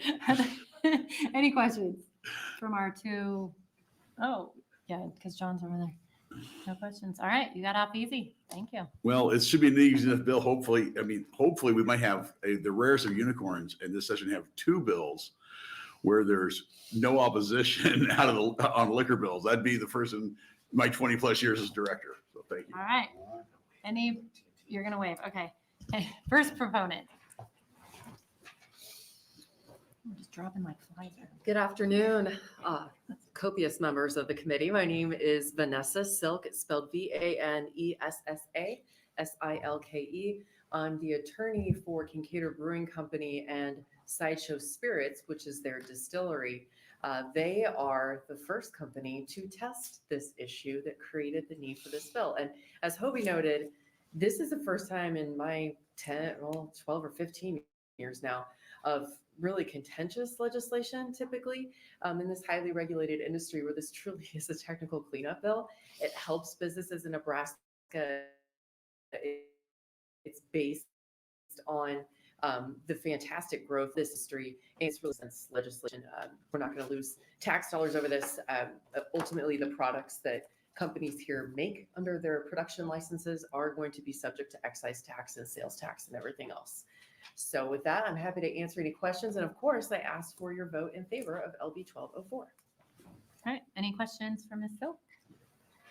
Thank You got you. off easy too? Thanks. Next proponent. Seeing nada, do we have an opponent? How about neutral? And Senator Kavanaugh is gone, so we're done. You're up. Any letters? Oh, yes, you gave me the sticky. There's no letters. So this is, wow, I think that was like, what, 4 minutes, maybe? John shouldn't have talked so long. Senator Kavanaugh. Okay, now I'm back. Hold up. Are you kidding me? You're up again? Quiet. It could be. I'm gonna hit you with that error. Senator Brewer. I got a No, bill. he's later. Oh, for Pete's sake. I know. Okay. It's like the 3-ring circus. We're just Ready when you are. all right, ready? Yes. Okay. Vice Chair Holcroft, member of the committee. My name is Jana Hughes, JANAHUGHES, and I represent Legislative District 24. I'm bringing before you today LB 875, and I'd like to thank Chairman Lowe for being a co-sponsor. LB 875 is a very straightforward bill. LB 875 would prohibit off-sale liquor or off-sale alcohol from being sold at a loss. Why is this important? For 2 reasons. First, we should not incentivize overconsumption. And second, we should ensure a level playing field for all retailers. You cannot sell cigarettes at a loss. You cannot sell 2-for-1 shots at a bar or a restaurant. We should do the same for all retailers of alcohol, not just some. Our neighboring states in Colorado, Kansas, Missouri, and South Dakota do not allow alcohol for off sale at a loss. I've listened to the objections from the retail community and filed AM 2205, which you should have in front of you. This amendment would limit this restriction to the first 6 months after the retailer is invoiced for that product. This is meant to address the concerns from industry about specialty or holiday drinks, and I think it's a fair compromise. So if there's a, I don't know, pumpkin spice vodka or something, and now it's 6 months later, they can go ahead and sell that at less than what they purchased for. Other testifiers behind me can share their diverse interests in supporting the bill, including the Liquor Control Commission. Thank you for listening, and I'm happy to answer any questions. Senator Brewer, you have any questions? I'm good. Thank you very much. Yeah. First proponent, please. I guess nobody else needs to go first. You know. We'll be always first. Normally I try to go last so I can clean up. Once again, my name is Hobert Rupe, Hobert-Rupe. I currently have the privilege of serving as the Executive Director of the Nebraska Liquor Control Commission, testifying in support of the pending bill. The commission has long been in support of these type of legislations. The last time, I believe it was Senator Karpusek brought a bill many years ago. We testified in support of it. The issue, of course, is, where people would use alcohol as what's called a loss leader. They'll go ahead and they'll lose the money on it just to get in to buy other products. Of course, we always get complaints because we get complaints that, oh no, they're showing favoritism because they're selling it for less than I can buy it, because nobody would do that. Well, some people would. If you look at the purpose of, one of the main purposes of the act is promote public health, safety, and welfare. Alcohol is like no other product that's regulated in the nation. It's the only product that's listed not once but twice, actually, in the United States Constitution in 2 different amendments. One's trying to get rid of it, then realizing that was a mistake, trying to regulate it. The Supreme Court on multiple occasions have said alcohol it's not tires, it's not diapers, it's not soda pop. it is a distinctly different product that needs to be regulated because to sort of get that balance between accessibility and a well-ordered market, but also to promote health, safety, and welfare. And for those main purposes, the commission would be in support of the pending legislation, especially with the amendment that Senator Hughes mentioned, which would then allow for a sort of discounting of seasonal products after a certain amount of time. So with that, I'd be happy to answer any questions that you may have. Thank you. Senator Brewer? Thank you very much. Proponents?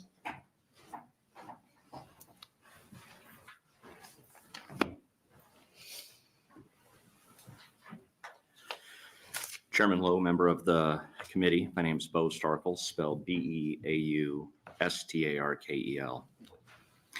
I appear before you today in support of LB 875 for Chase Marketing, a coalition of liquor retailers in the state. I want to express my appreciation for Senator Hughes, Senator Lowe, for bringing this legislation forward.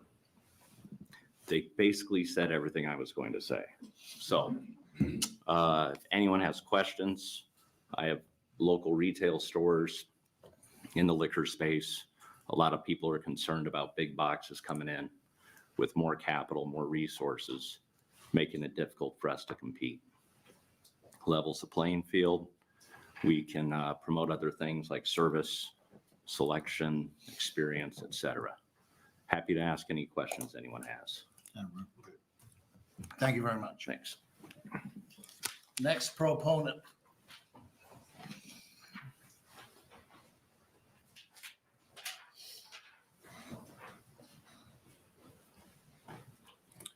Good afternoon, committee. What's left of it? Yeah. My name is Tyler Rudd. That's Tylerrudd. I am Central States Counsel for the Wine Institute. Wine Institute supports this legislation. We are a trade association of about 1,000 California wineries and affiliated businesses. And in many states around the country where legislation like this has been brought up, we have been there in support. I don't want to repeat everything that's just said. Because I think Hobie did a great job of telling you all everything that I would have said, except that Wine Institute is in full support. So happy to answer any questions. Thank you. Thank you very much. Next proponent. How about opponents?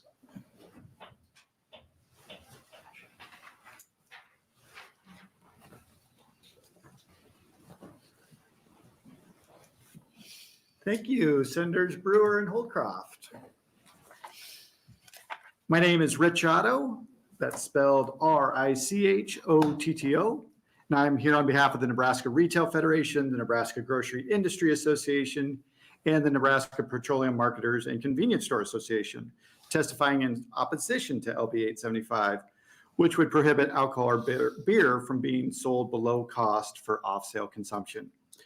We also appreciate AM 2205 to give some flexibility for retailers when they have seasonal or other products that have not sold and need to move this inventory at a below cost price.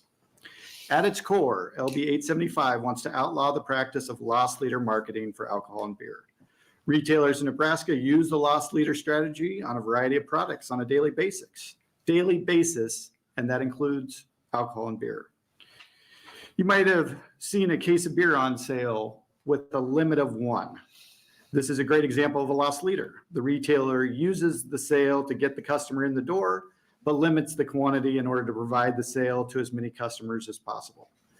We understand the intent of LB 875, but feel it will not produce any desirable measures and outcomes that the supporters suggest. In the end, the big loser of this type of bill is the consumer, being forced to pay more. Also, Nebraska currently has laws on the books that makes it illegal to sell below cost if the purpose is to drive out competition. With that, happy to answer any questions you may have. Senator Brewer, any questions? Thank you very much. Next, opponent. Anyone testifying in the neutral? Neutral? Senator Hughes, close. Dang.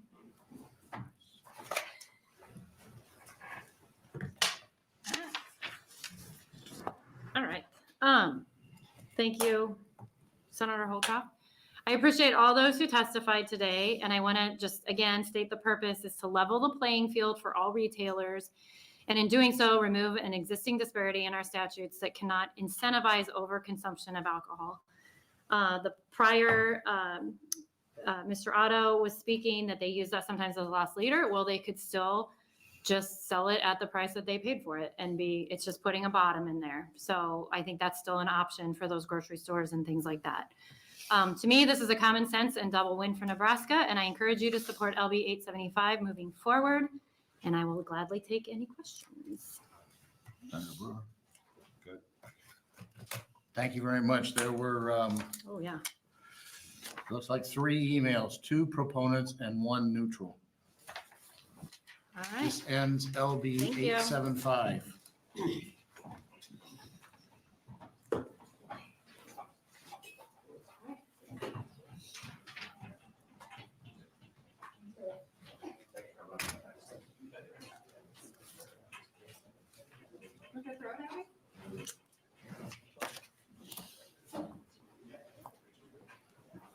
Is this the last bill? No, there's several Lowe's. Oh, right. Okay. So what do we do if he's not here yet? You might have to just Take a little break? take a little break. All right. Guys, all right, hold on. Give me All right, a minute. Just give me 1 minute. no worries. I'm 1 minute to find paid this all day. bill. 1276.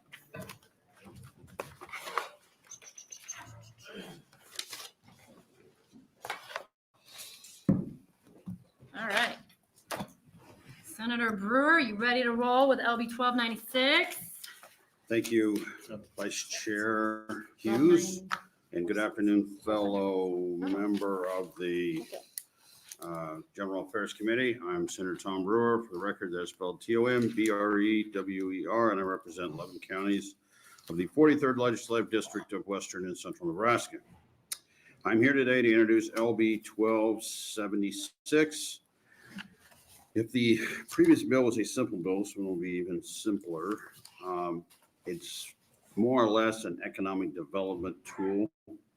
This bill creates a pathway for providers of the future of establishments in cities of less than 5,000 people to submit plans to the Liquor Commission to find out whether or not, with some degree of certainty, the potential for the proposed location that they're seeking would be able to get a liquor license. This gives potential proprietors an opportunity to know ahead of a large investment whether or not the planned location would be granted a license, and therefore the opportunity to invest in a given facility. So in layman's terms, there's been a couple of towns where they have looked at proposed locations, and because of a question of whether or not they would be granted a liquor license, they were not able to find the resources in order to be able to go ahead and build and establish that facility. So that is what generated this bill. With that, I will be open to any questions you have. Do we have questions for Senator Brewer? Okay, I kind of do. I just want to make sure I understand. So are you saying, I'm in a town smaller than 5,000, which Right. I've got multiple of, and I wanted to start maybe a bar or restaurant. Right. And I would apply for my liquor license now before I have, no. As I understand it, talking with Hobie, what you would do is you would bring your proposal to the Liquor Commission and say, if I was to construct on this footprint, Okay. would there be a reason to think that there would be a restriction on being able to build it? Say there's a school, there's a church nearby, there's something that would cause a limit on whether or not you could build there or not. And then that way you didn't build and then find out that all of that was for naught. So you're not getting it ahead of time. You're just kind of getting You- if you have it right here and it's this big and doing this, yes, we will grant it for you. They 2 look years through the later, restrictions and limitations so that you don't find out the hard way that this investment. you've built it all out, whatever, now you don't get it. Correct. Okay, thank you. Yeah. All right, any other questions? All right, first, And I'll stick around for close, providing they don't yank me out to appropriations. okay. First proponent, please.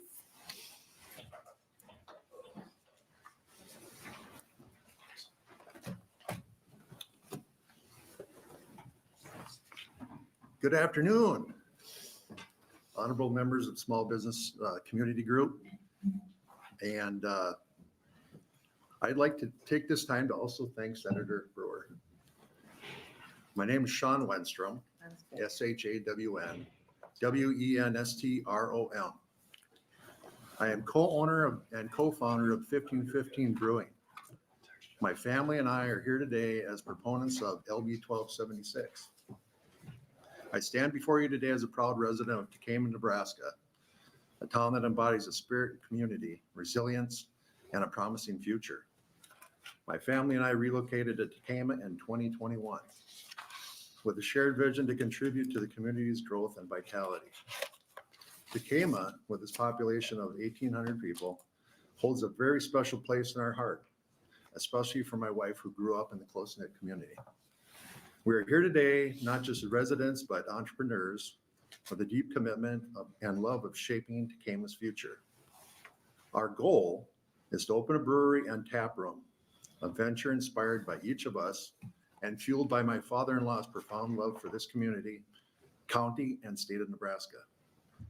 Our decision to invest in Tecama is rooted in the belief that this town possesses a unique atmosphere and growing potential. The warmth and togetherness of the people of Tecama have welcomed us into their community, and we are eager to reciprocate by contributing to its economic and cultural development. However, like many aspiring small business owners, we face challenges in navigating the complexities of obtaining a liquor license.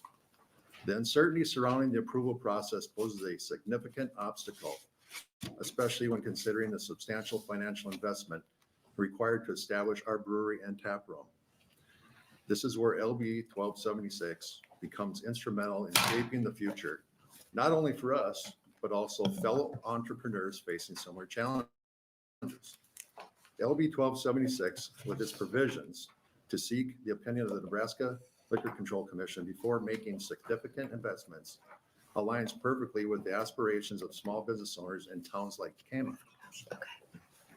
The legislation not only streamlines the licensing process, but also empowers entrepreneurs to make informed decisions, fostering economic growth and creating a more vibrant community. For the past 18 months, my family and I have diligently followed through every step of the liquor license application process. We've encountered setbacks, including the realization that our proposed locations pose complications. This uncertainty, coupled with financial and personal investments, has left us in a precarious situation. Alternative paths, such as temporary locations, have proven impractical, leaving us in limbo that hinders progress. In closing, I urge you to consider the positive impact LB 1276 could have on small businesses like ours and the broader community of Tecama. By supporting this legislation, you are not just endorsing a bill, you're endorsing the dreams, aspirations, and the bright future of communities like Tecama. Thank you for your time and consideration. All right. Thank you for coming in, sharing your story. Questions from the committee? All right. Thank you very much. Appreciate it. Next proponent.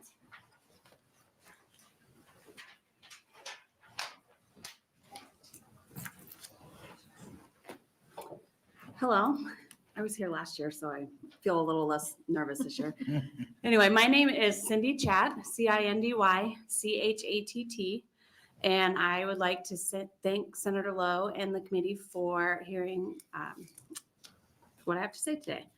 I'm representing two different aspects of this legislation. I'm a business owner and have been through the liquor license process a couple times in Tecama, for establishments in Tecama, and I'm also currently the Burke County Economic Development Director for our area. And I'm here to advocate for changes that can significantly benefit our rural communities. Streamlining the liquor license application process as proposed by this bill is crucial for fostering economic growth and community revitalization.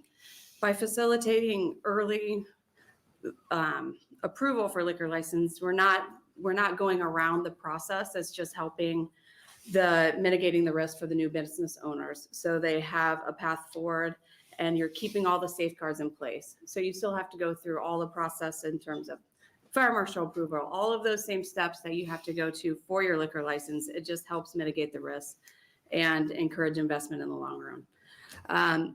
The initiative holds immense potential for revitalization of abandoned buildings. The location that the Wenstroms are looking at is a building that's been abandoned for at least 10 years without any investment in that building. It hasn't been on the tax rolls. So it's something that will, it encourages community pride by it's going to advance the looks of our Main Street. The economic impact of these developments cannot be overstated. This property will be brought onto the tax roll, will increase the revenue through sales tax. It also will help businesses like the ones that I have in Tekamah by generating additional tourists and patrons into our town. So the positive ripple effect will be across neighboring business across the area. In conclusion, I urge you to consider the significant benefits that LB 1276 can bring to rural communities, particularly in attracting investments from businesses like breweries, other restaurants, and things of that nature. By embracing this initiative, we have the opportunity to drive economic growth, enhance community pride, and foster a brighter future for all. And I thank you for your time today. Great. Thank you for coming in, Ms. Strong. Questions? All right, very good. Thank you. Next proponent. Okay.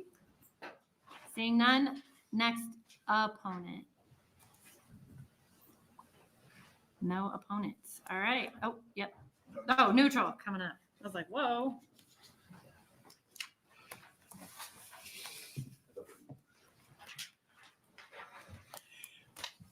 Good afternoon, members of the General Affairs Committee. Once again, my name is Hobert Rupe, Hobert Rupe, and I have the privilege of serving as the Executive Director of the Nebraska Liquor Control Commission. We're testifying neutral in this capacity. I understand what the senator and what they're trying to do with it, but that's not really what they're doing if you read this statute. The statute's using specific terms of art. For instance, it says issuance, which means they get a liquor license before they build a building, before the fire marshal signed off on it. The drafting of this bill is woefully inadequate because as the way it's drafted, because what they're trying to do is get a pre-approval, and we know that. We've done, we have a sort of an informal process for that. As you're aware, we do what's called public presentation, which means during the hearings, anybody can come to the hearing, and so long as it's not on our hearing schedule, so it's not an ex parte communication, they can testify, they can ask us questions or testify about anything.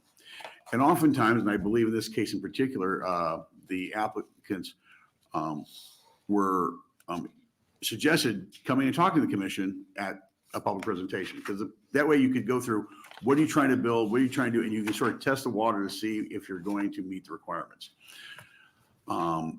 In this case here, that has not yet happened. I know that my staff has been working with the proponents of the bill. I believe the first location was going to be inside the home, which by state law, you can't have a liquor license inside a home. And so therefore that one was withdrawn. And so they're looking at this location here. If I understand the concern about this location is there's at least 3 churches which might be within the 150-foot bubble. You'll remember it was probably 10 years ago, the legislature changed it. It used to be a hard and fast. You could not have a liquor license within 150 foot of a church. What had happened as you had the proliferation of what I call storefront churches in certain communities, and the one I remember specifically was Grand Island, you basically had shut off the entirety of the downtown Grand Island Business District to any development by a bar or restaurant who wanted a liquor license. So therefore, now it's just the church may object and be heard before the commission before there's an issuance. And so I understand that there's concerns that there's 3 potential churches within this proposed location which may be affected. However, I'm also aware that this is right in downtown Tekamah, right in the business district.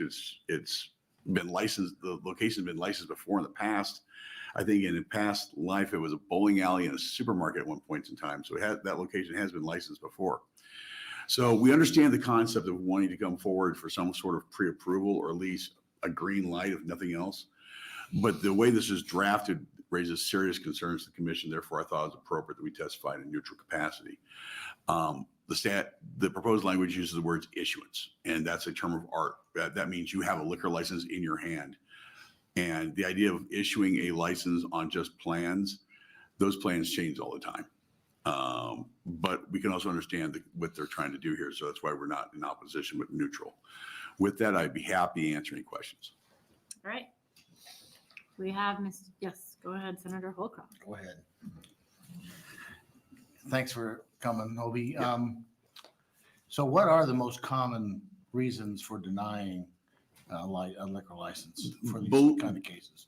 In these kind of cases, there's a whole host of reasons why a license be. If you're looking at location, it's you can't be within 150 foot of a church. I mean, church is a discretionary. 150 foot of a school is a no-go. If you're within 150 foot of a school, you can't do it.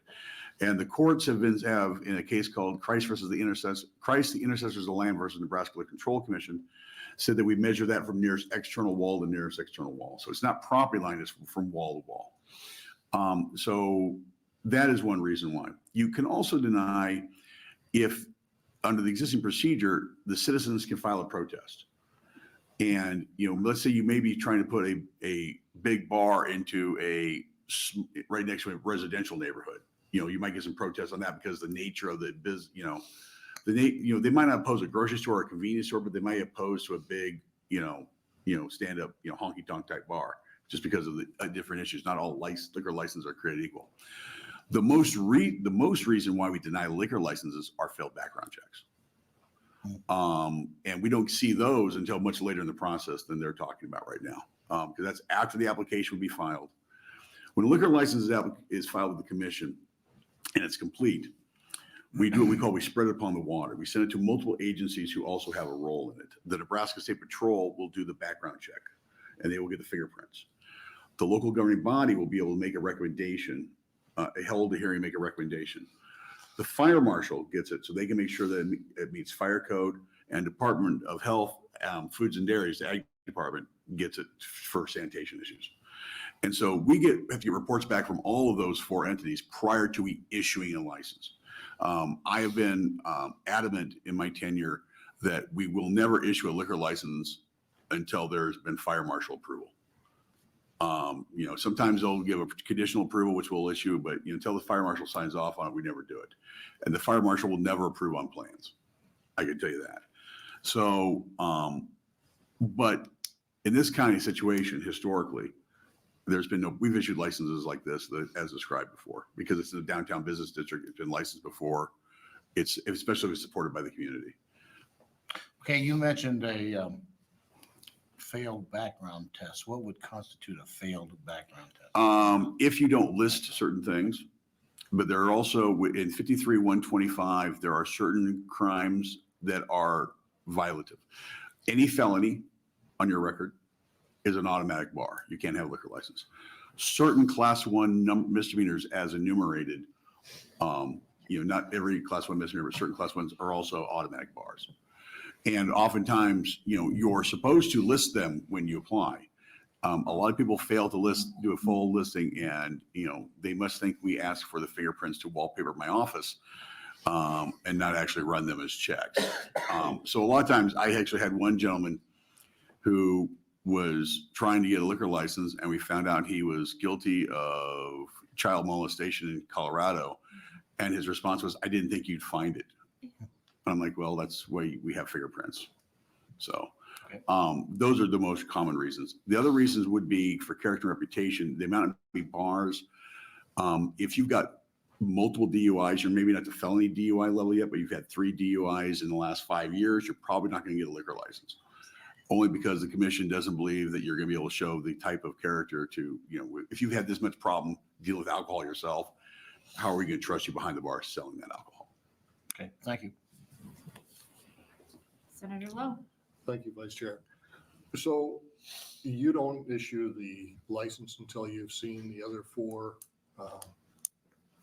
the State Patrol, the Fire Marshal, the Health Inspector. How often do plans change, blueprint plans change? Often. Construction? They often will change. Actually, I see it happen a lot on new constructions is after they're talking to the fire marshal's office. Because if you're aware, the fire marshal has different criteria for the size of your business. And sometimes, if you're just if you can reduce the size of your business, have 25 less people, you're going to reduce the cost of fire prevention equipment by, $30,000, $40,000. Another big one would be if you're going to, if the original plans make cause for a full restaurant, and then after you do the plans, you price what a hood system will cost, which are getting absolutely crazy.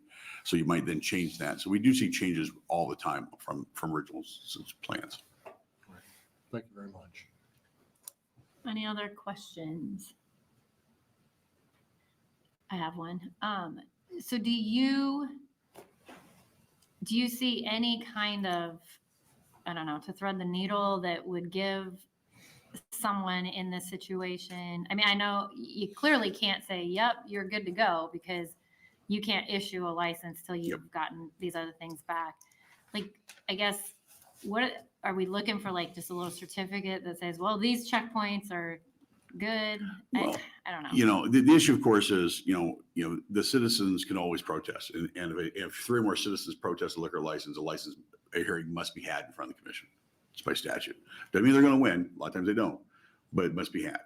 We're also, a hearing must be had in front of the commission if we receive a recommendation of denial from the local governing body. What we can do is, currently, because we know that the situation as I described, where we don't want to make the investment until we get some idea of what's going on here. I applaud them for doing their due diligence and seeing that there may be potential issues within the location. So in the past, we recommended coming in during public presentations, saying, here's my proposal. Do you guys see a problem given where it's located with this, absent something that might come up later on during the process? And they can do that today. We've done that today, yeah. You don't need legislation. No, we don't get pre-approved. We continue to say, hey, we're not proving it because we can't prove it until everything comes in. But we're just saying right now, this is not giving us any heartburn. Okay. And, so especially, given the recent, as I described earlier, where we're trying to look at, especially how much churches can affect downtown business districts. We're very cognizant of why we changed that law. Okay, thank you. Anything else? All right, thank you for your testimony. Thank you very much. Anyone else in the neutral? Senator Brewer, you're back. You can close. Appropriations is more challenging than general affairs. Better run, that's what you mean. All right, just so you guys know, I had the conversation with Hobie just before we kicked off here. So he had provided some valuable information to better understand to share a little with you on my brother, who's county sheriff. Some of those restrictions on individual limitations are also true with deputies that you're hiring. He recently had 10 applicants. Wasn't necessarily happy with any of them, but 2 of them were unique in that they were both had felony warrants. So he went ahead and invited them in for the interview and then arrested them. So sometimes you have to be careful on, what you ask for, because you might actually get it. On this, because of how the Liquor Commission is set up and how flexible they are, I thought you had a good question in. Okay, if it's that way,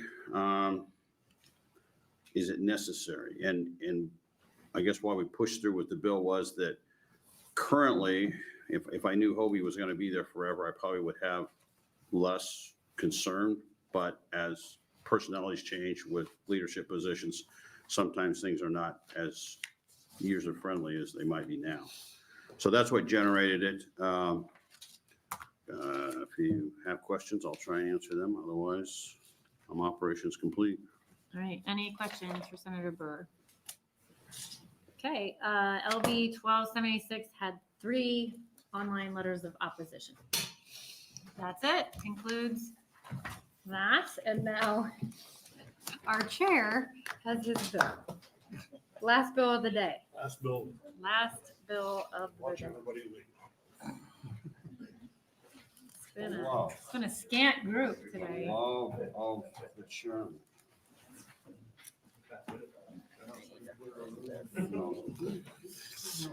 Are these relatives that you have, Mike, here?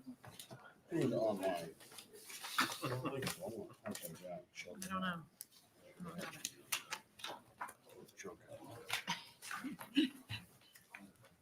All right, this for this one. Yeah, yeah. Senator Lowe, LB 838. Good afternoon, Vice Chair Hughes and members of the General Affairs Committee. My name is John Lowe, that's John Lowe, and I represent District 37, which is Kearney, Gibbon, and Shell. I am here today to introduce LB 838, a bill to remove the requirement that the Arts Council members who are appointed by the governor also be confirmed by the legislature. The reason why I'm bringing this bill is simple: time. And it's not daylight or standard. Darn it. I want to make it clear that I wholeheartedly support the Arts Council. I think they are doing a wonderful job at advancing the arts across the state. The concern I have is simply that with the amount of committee hearing time these appointments require. In 2023, we had only 5 hearing days, and one of these hearing days was used for 13 gubernatorial appointments, 6 of which were the Art Council. This year, we only have 3 Mondays on which to schedule our hearings, and are having to use a Tuesday later in February to schedule our confirmation. I'm glad the other committees didn't have more bills, or we would not get this Tuesday. We would be here very late at night for these confirmations. But again, we have 6 Arts Council appointees this year. For a little background, there are many councils and commissions that have appointed members who are not approved by the legislature. The Commission on Law Enforcement and Criminal Justice, or the Crime Commission, which is a code agency, and its commissioners appointed by the governor without the approval of the legislature. Other boards and commissions who are not subject to the legislative confirmation include the State Claims Board, the Economic Forecasting Advisory Board, the State Board of Nursing. Whether a commissioner or a commission has their appointment confirmed by the legislature is simply a matter of who drafted the bill that created the commission and whether they thought to include the language for the legislature to confirm. There are no rules or statutes governing this. And just to be clear, if this bill goes through, it will be passed long after our hearing dates, so they still have to come in for their confirmation this year. We trust the governor's process and the discretion in appointing the members of the Nebraska Arts Council, and I think this bill will free up increasingly reduced committee hearing time. We trust the members of the Arts Council to continue doing their wonderful work, and I feel that they can do so without the additional oversight of the legislature and freeing up their time also, because you'll notice many of them are done remotely anymore anyway. I'd be happy to answer any questions you might have. All right, question, Senator Holcroft. Yeah, sounds like a good bill. How many people are on the council? Do you know? I believe there's 13. 13. And what's their tenure? It says 15. 2 years? Arts Council? Oh, 15. 15 members. 15 members They serve 3-year terms. and 3-year terms. Okay, well, that's probably part of the issue. I mean, if we just extended their terms to 10 years, he probably wouldn't show up here. You may not have any Arts Council. I think the term should be on to death. So you think we'll Forever. get, it was 6 then wasn't really an aberration. I mean, if you got 15 and they're only in 3-year terms, you're probably going to see that kind of numbers every year. Thank you. Okay, other questions? So I'm not gonna lie, I make notes on a sheet before I come in here and I have brilliant written on the top of this one. I do recall last year being first year on this committee, and we had the people came in for the Arts Council, and I was kind of like, do you have a pulse? And you've agreed to do it, you're in. So I am all for this. Anybody else? These are all wonderful people. They are wonderful people, and if they're willing to do it, Yeah. God bless them. So, okay. They'll never ask me. No, I guarantee I will not be on that either. So, okay, anybody else? That's it. I will stay for close. Okay, great. Do we have any proponents for this, please? Any opponents? Anyone neutral? Okay, we got a neutral. All right.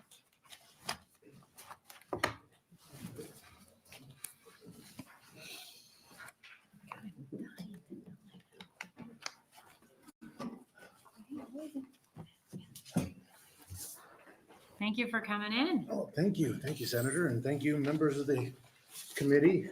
My name is Mike Markey, M-I-K-E-M-A-R-K-E-Y. I'm the Executive Director of the Arts Council. And I just thought I'd take this opportunity to come before you today and thank you for the role that you've played in the past in confirming the governor's appointments to the Arts Council.